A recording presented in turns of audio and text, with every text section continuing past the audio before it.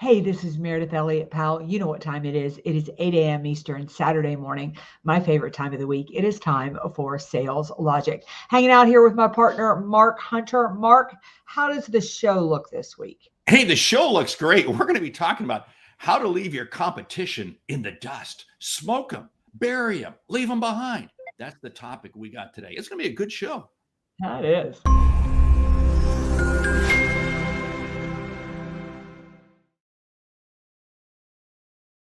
All right, we got a lot to talk about. So I did a short intro today. Now, before Mark dives deep into the topic, I always like to tell you how the show works. Remember, the show is about one person, and that is you. So if you have a question, something you want us to feature here on Sales Logic, just reach out to saleslogicpodcast.com. And guess what? You'll find your question, your concern, your topic, the center of our show. All right, Mark, let's hit it. Hey.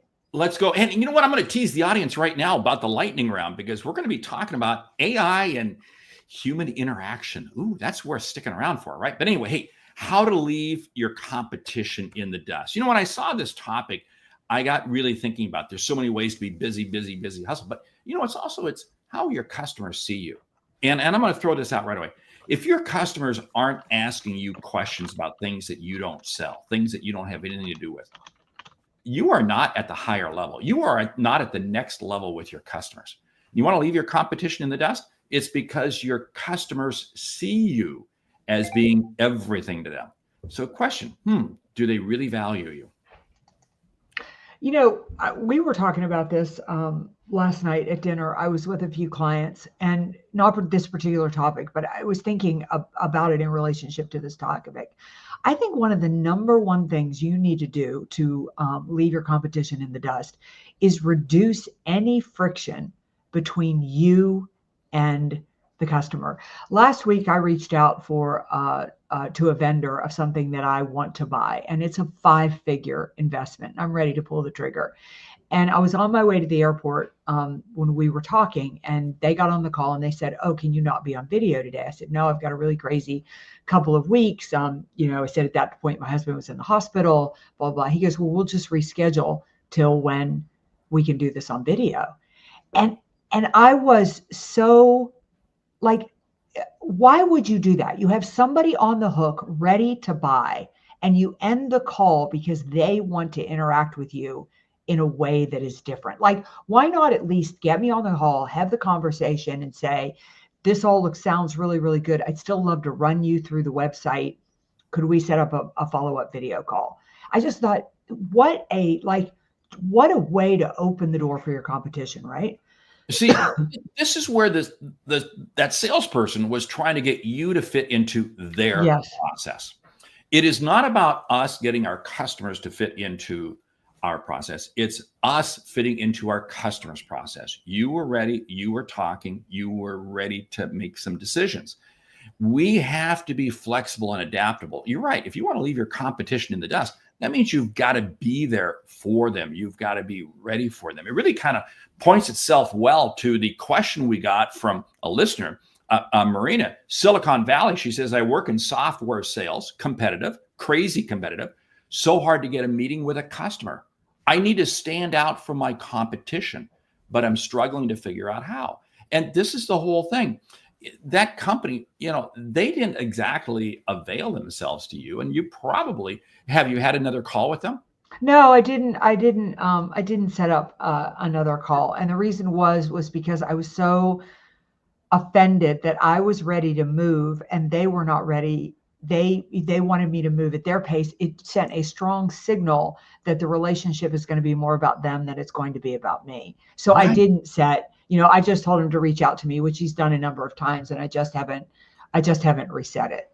Right. Absolute friction. And Bryn Tillman jumps in. I think the best way to serve the customer is to detach from what they are worth to you and attach to what you are worth to them. That's what that salesperson was not doing.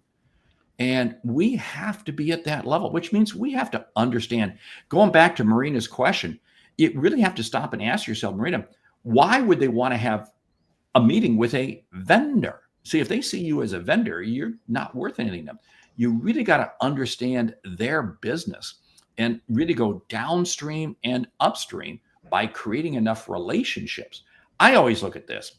I want to be able to sit across from a customer, have a conversation with a customer where I can share with them insights that they didn't even realize, insights about their marketplace, insights about their customers that they, that's how we begin to leave the competition in the dust.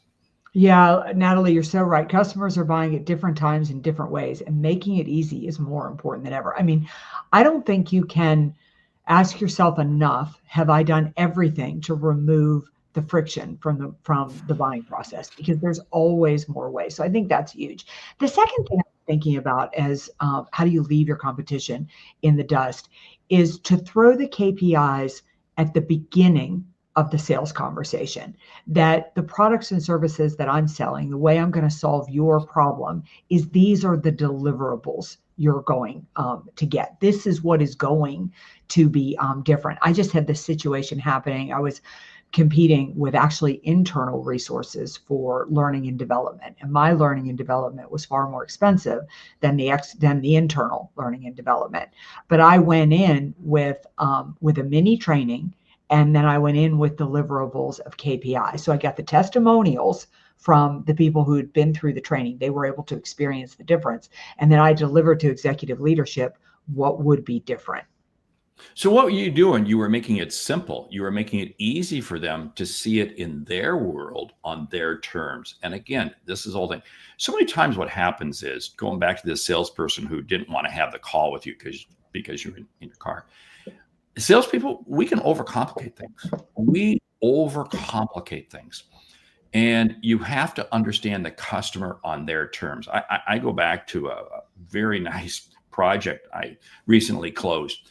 And it came about because of really just 2 really good phone calls. But these were really good phone calls that encompassed a host of things. When I say phone calls, they weren't even Zoom or team calls. These were literally phone calls.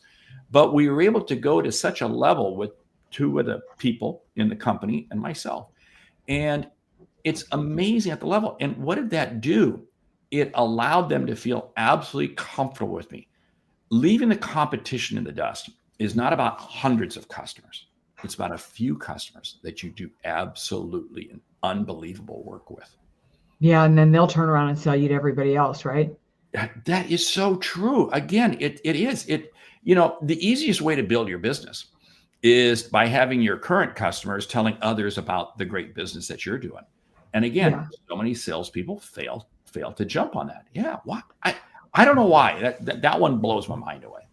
Well, I would say the other thing is that you got to read where the buyer is in the buying process. I've been sold too fast, and in this instance, I was sold too slow. I had already done my homework. I was referred to this vendor by a very, very, very credible friend of ours. When I went onto the website, I saw other people that I knew had used this vendor. I was sold. I was ready to go. I would have signed the deal by the end of that phone call. And not a date, like sales isn't a static process. It isn't you do all these 10 steps. Sometimes you have to do 18 and 25 steps to get the customer there. Sometimes it's 1, 2, 3 and the customer's done. So if you want to leave the competition in the dust, you got to pay very close attention to where the customer is in the buying process before you start the sales process. That's so key to really understand where the customer is coming from, because that was the situation I had with these 2 partners in this company. They had already done a tremendous amount of homework. They had already pretty much pre-vetted me. They were pretty much decided. So really all it took was 2 really good phone calls, and we were able to close the deal. But again, this is what so many salespeople go. They want to go right through this exact process. I'm going to go 1, 2, 3, 4, 5. And you're never going to leave your competition in the dust because you're moving too slow. Now, this isn't about jumping past things. You brought up a good point. You got to lay out those KPIs in the beginning. How's the customer going to benefit? What is it that they're going to get from this? You got to lay that out first, very early on in the sales call. And I think that's, again, what salespeople fail to do. They fail to put enough emphasis on that initial conversation, that initial sales call. Yeah. All right. We're getting some really good comments in here. Yes. Yeah. Go ahead. Bryn is jumping in, knowing what you do better than the competition, and not only aligning it to solving their challenge, but articulating the ROI, that thing you do best.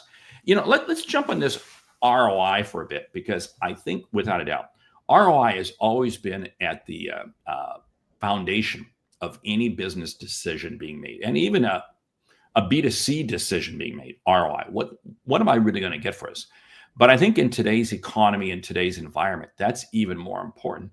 And if we can't spell that out early, and we can't get the customer to kind of understand what that is, we have to ask ourselves, why are we spending time with them?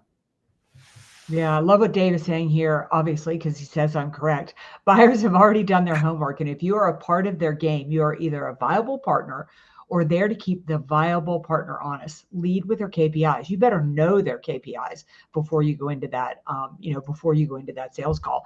But another thing that I would say, if you want to leave your competition in the dust, you better be able to clearly and simply articulate why going with you is a better decision than going with a competitor. If you don't know the answer to that, and you're not walking into the sales call convinced in your bones that buying your product is going to make their life better, then you're not set up to leave the competition in the dust. They say in sales that the very first sale you got to make is to yourself. And so, and look, this will ebb and flow. I've had keynotes that I've rolled out there, or consulting projects, or things I've done where I'm not sure why I'm better than anybody else. I know it's good, but could I definitively tell you that I'm the one you need to go with? And sometimes the answer has been no. And that tells me I need to go back and do a little bit more exploration and be able to clearly articulate it. That's a great point. I'm dealing with this right now. Had a conversation this week with the CEO of a company and the chairman of the board, and they're asking me on this stuff. And I'm like, I kind of came away from the call. I'm not sure if I'm the right fit. I'm not quite sure.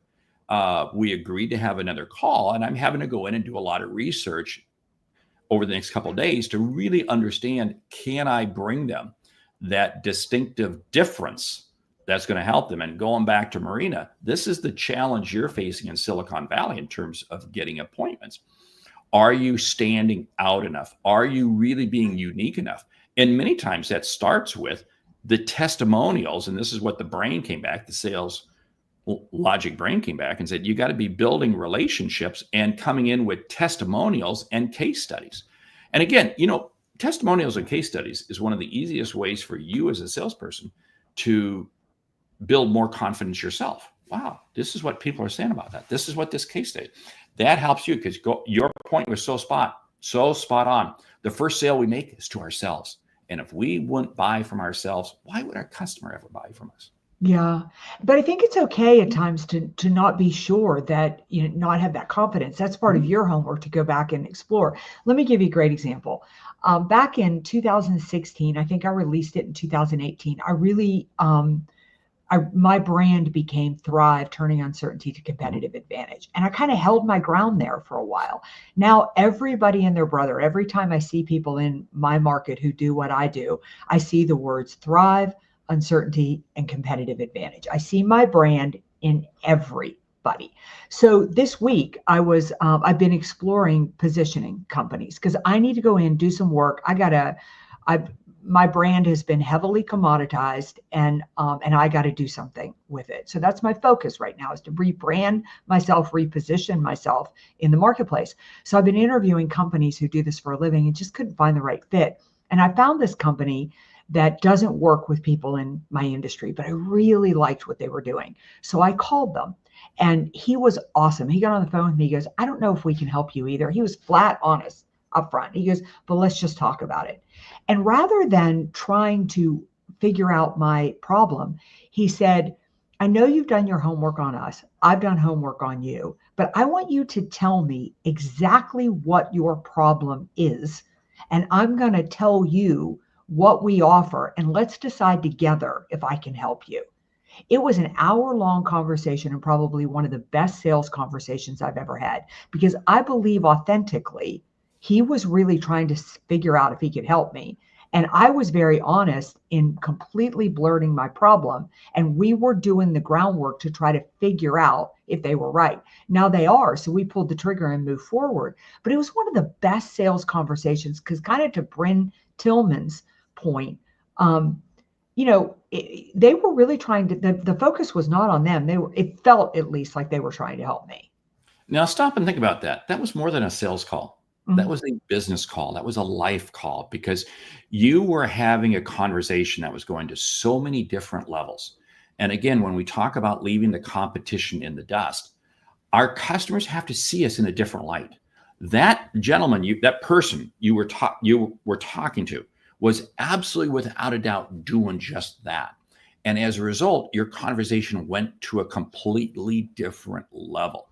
And this is the challenge I think we have to ask, and we have to ask ourselves in sales.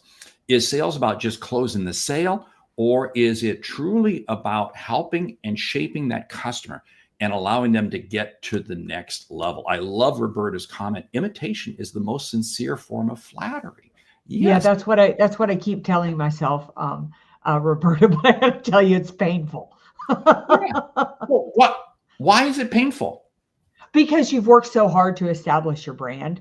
Yeah. And then you've worked so hard to establish your brand, and then and none of the words or anything are mine, but think about all the stuff that you've done with your website. Think about all the stuff that you've done with your market position. And then you turn around and you just see your brand everywhere, and you just watch yourself become commoditized. So I only say that it's painful, that it's kind of like shot in the arm saying, Meridith, you need to pick it up.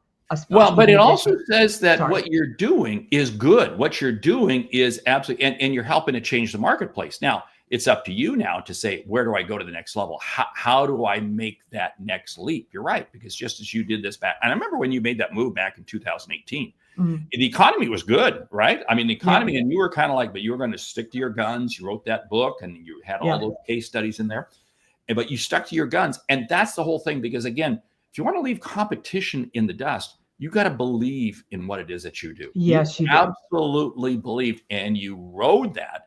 And that's, again, a huge attribute to what you bring to your customers that you work with. Yeah, I love what Bryn is saying here. Quick SWOT prompt. I would like to compare a competitor company, add a URL to my company URL, and give me a full SWOT and share why my company is the better choice. I love that. So just saying head on, I want to show you, and make sure too, you got to realize with customers, if I am going to buy anything, whether it's an Apple, whether it's a piece of IT, whether it's consulting, it all looks vanilla to me.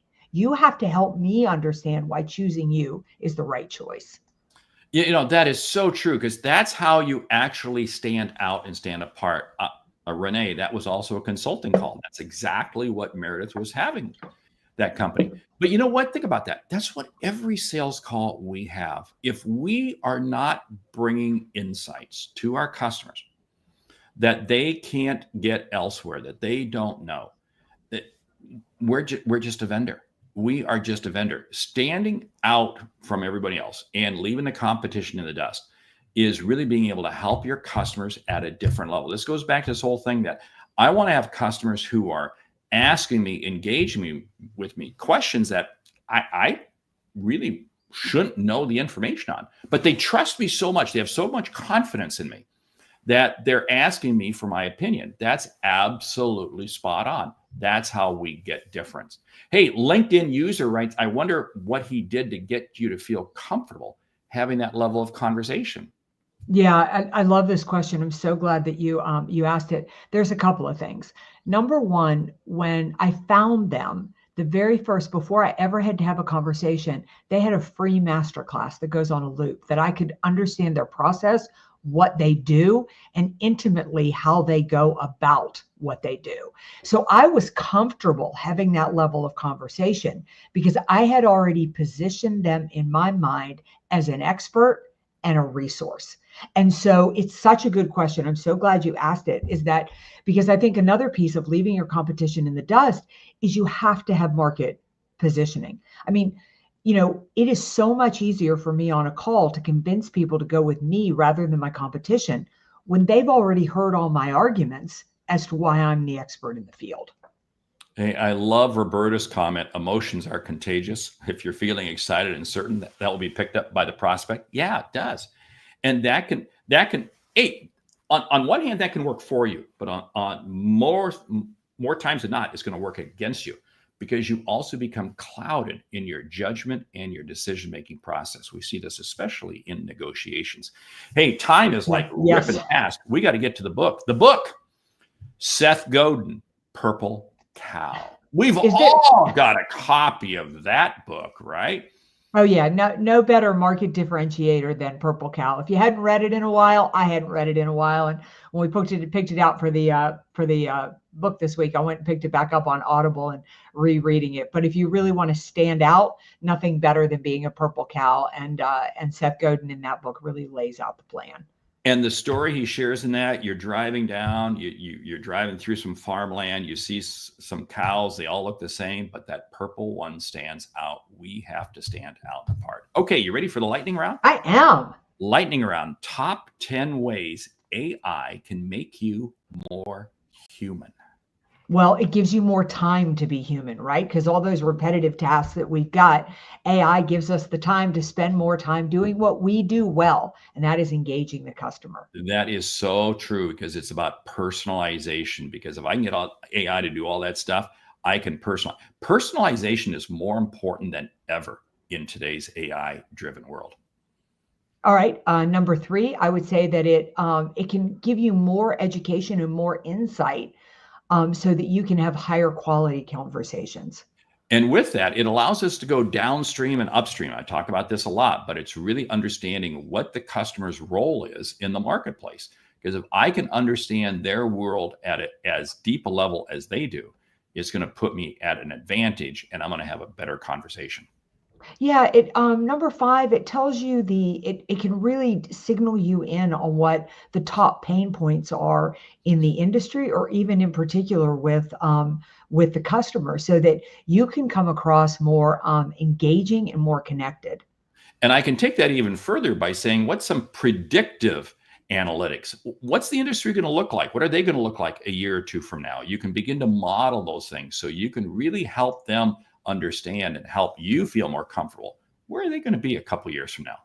Yeah, I'd say number 7, it helps you, it really helps you be able to, like, if you're going to put together an email and you want to give it some personalization, running it through ChatGPT and saying, can you help me if I'm going to write an email to company XYZ? What are some things that I could put in there that could help me really connect to company XYZ?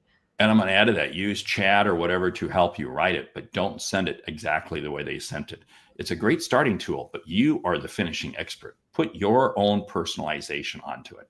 Yeah, and I would say that number 9, it really keeps you ahead of the curve. You can put things into ChatGPT to understand where the industry's going, where it's headed, and what you need to do to position yourself as an expert. And you can use AI to help create images, create things that allow you to have your presentations, have your conversations just be that much more brought to life. AI is a great tool, but you got to use it to your advantage. So anyway, hey, with that, great show. We should talk about Sales Logic Expert Exchange because that's coming up in a couple of weeks, and it's just you and I are going to be talking, right? We're going to be. That's right. We're going to be talking about the power of masterminds, the power of accountability, the power of connection, and the power of continuous learning. And that comes up the 4th Monday of each month from 4 to 5 p.m. Eastern time. And if you're part of the mastermind, Sales Logic Mastermind, then you get to kind of go behind the curtain and do Q&A. But hey, those are absolutely incredible events. Make sure you register for that. You can see that out on the website. Hey, with that, we want to say thank you for listening to Sales Logic this week. If you like what you hear, subscribe, rate, and review the show on your favorite podcast app. Something we've said has helped you earn a single dollar. Consider telling a friend about our show because it's how we grow when you grow. I'm Mark Hunter. And I'm Meridith Elliott, Powell. Remember, when you sell with confidence and integrity, all of this uncertainty suddenly becomes your competitive advantage. And the sale becomes logical. All right. We will see you right back here next week, 8 a.m. Eastern, for another episode of Sales Logic. Go to saleslogicpodcast.com, leave us a review, and sign up for the Sales Logic Expert Exchange, 4th Monday of the month, 4 p.m. Eastern. You will not be sorry you attended. All right. We'll see you right back here next week.